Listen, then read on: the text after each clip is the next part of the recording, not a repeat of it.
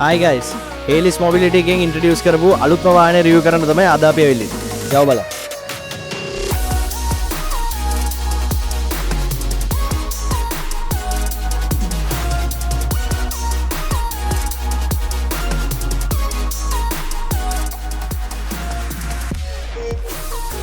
Price එක 179යි, Range එක kilometre 300යි. මේ තමයි Kai e-Vibe E04.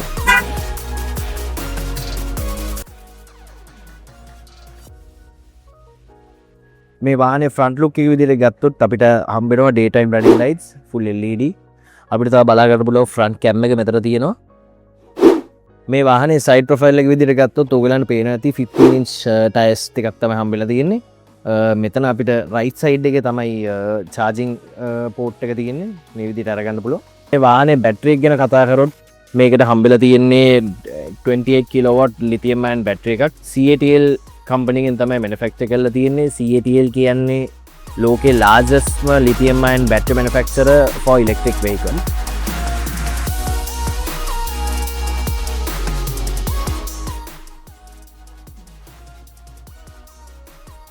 මේ වාහනේ rear look එක විදිහට ගත්තොත් අපිට හම්බෙලා තියෙන LED lights.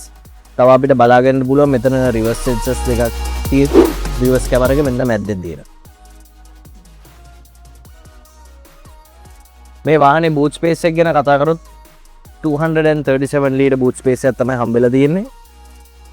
මේ වාහනේ තව අපිට rear seats ටික fold කරන්න පුළුවන් මෙන්න මේ විදිහට.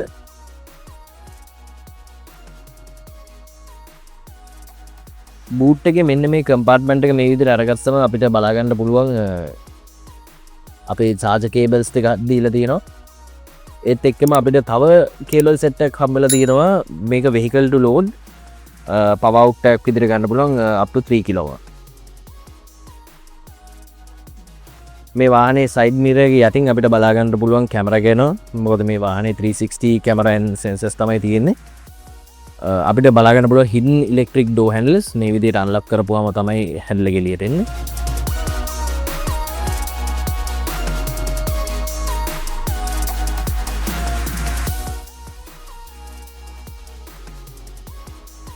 මේ වාහනේ infotainment system එක ගැන ගත්තොත් මේකට 14.6 inch display එකක් තමයි දීලා තියෙන්නේ.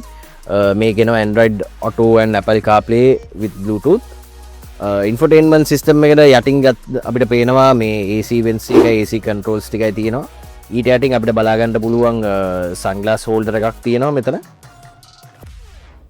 අපිට power outlet එකයි USB-C එකයි normal USB ports දෙකක් දීලා තියෙනවා. මේකේ seats පැත්තෙන් ගත්තොත් මේකේ two tone pure leather material එකකින් තමයි මේ seats ඇවිල්ලා තියෙන්නේ. මේකේ steering wheel එක ගත්තොත් multi function steering wheel එක තමයි අපිට දීලා තියෙන්නේ.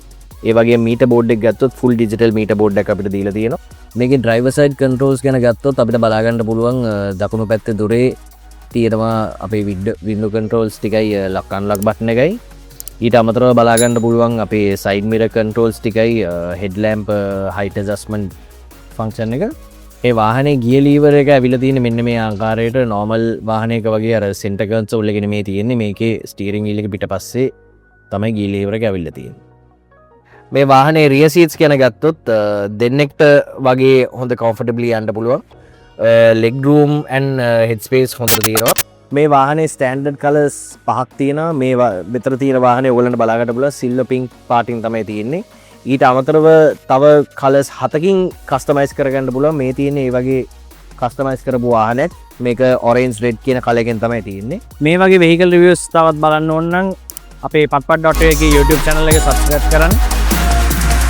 drive safe.